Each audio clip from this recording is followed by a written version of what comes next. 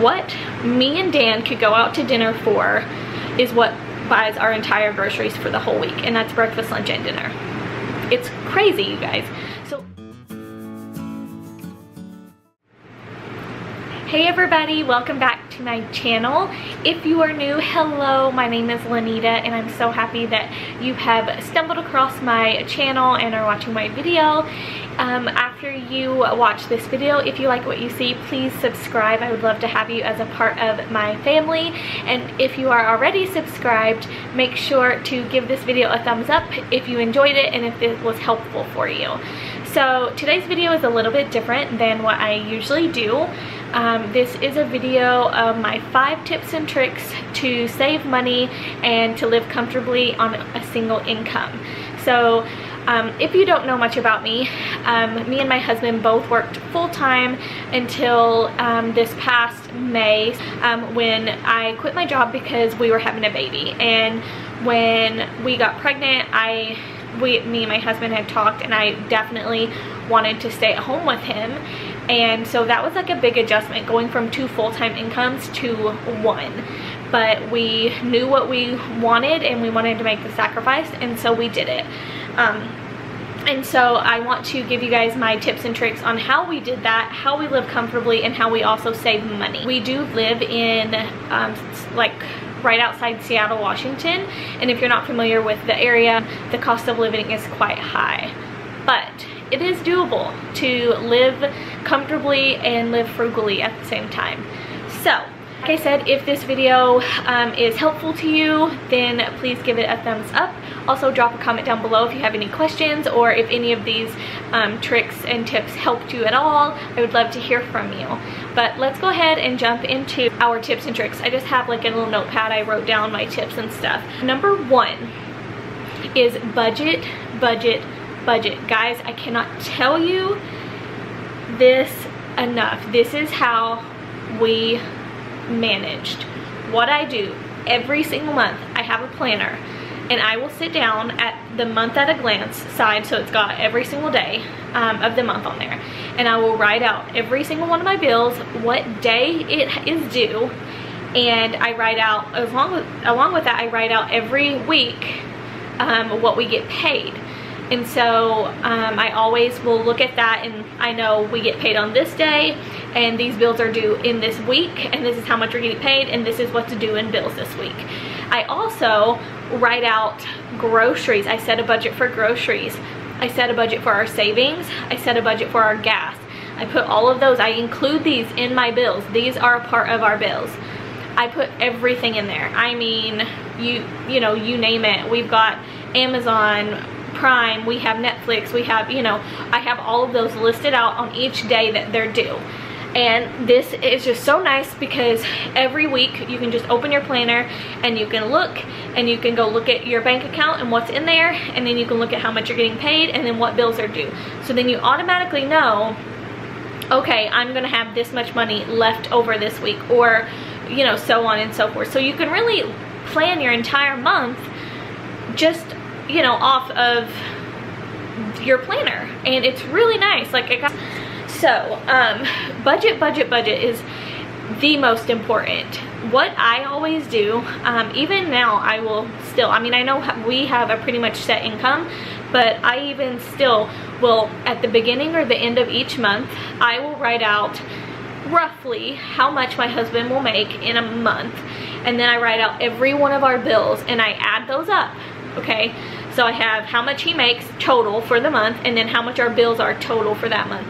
And then you can see, you know, are you spending way more than you're making? Because if so, then you need to adjust. You need to get rid of things that you don't have to have, like those Starbucks every morning, or you know, that subscription to Just Fab or whatever. Okay, if you have more money coming in than you're taking out, then that's a really good sign. So you can take that extra money and then put it towards savings and so on and so forth.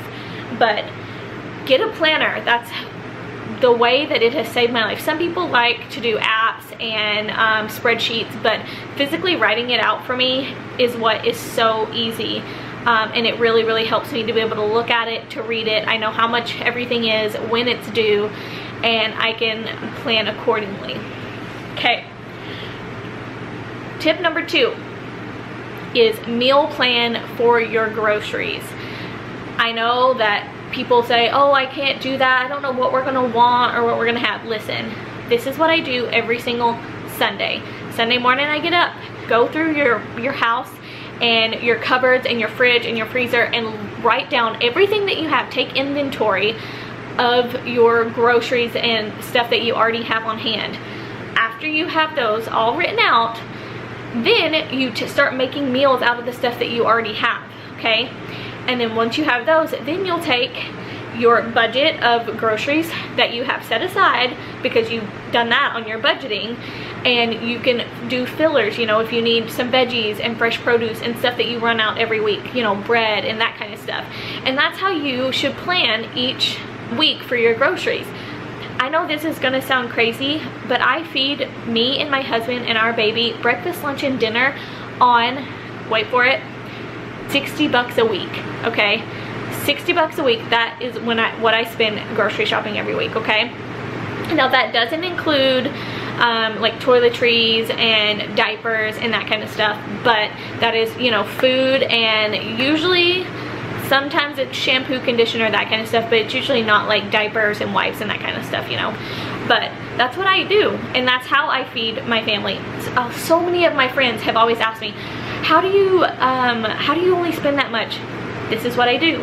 I do take inventory every week of my house, because chances are there's stuff in your pantry, there's stuff in your freezer, and there's stuff in your fridge that you forgot that you bought, and it's just sitting there.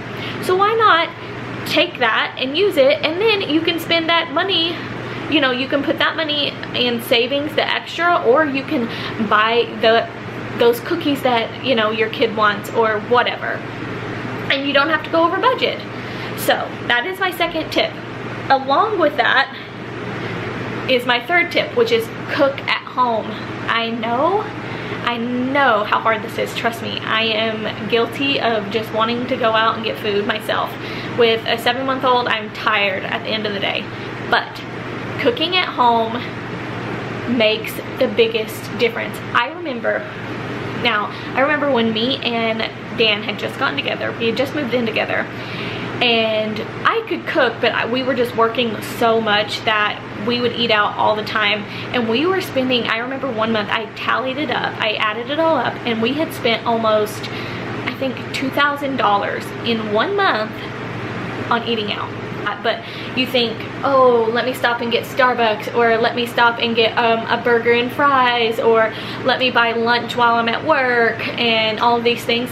You don't think they add up, but they do, and they're expensive. What me and Dan could go out to dinner for is what buys our entire groceries for the whole week, and that's breakfast, lunch, and dinner. It's crazy, you guys. So cook at home, and you can't say you don't know how to cook, because if you can read, you can cook. Recipes, Pinterest, I am always putting recipes up. There's just so many ways. YouTube, you know, you can find so many delicious recipes that are not hard to make, and they're easy, and they're fast, and they're delicious, and they're cheap. Like, they're really cheap. So rule number 1 is budget. Get a planner, plan it out. Rule number 2, meal plan for your groceries. Take inventory before you go grocery shopping. And tip number 3, cook at home. Okay, so we're at 3. Tip number 4, this is going to be hard for a lot of people, because I feel like this is not common. So many of mine and Dan's friends say that they don't have a savings. They do not have anything saved up for emergencies. They don't have anything like that. So tip number 4, make your savings a bill. So you know, when you're budgeting every month and you're saying you got this much for electric, this for rent, this for car payment, insurance, blah, blah, blah, on that same thing you need to put your savings. Having a savings account is so important, and people don't realize it. When your washer and dryer break and you don't have the money, or you can't afford to go get a new washer and dryer, and your credit cards are maxed out, what are you gonna do?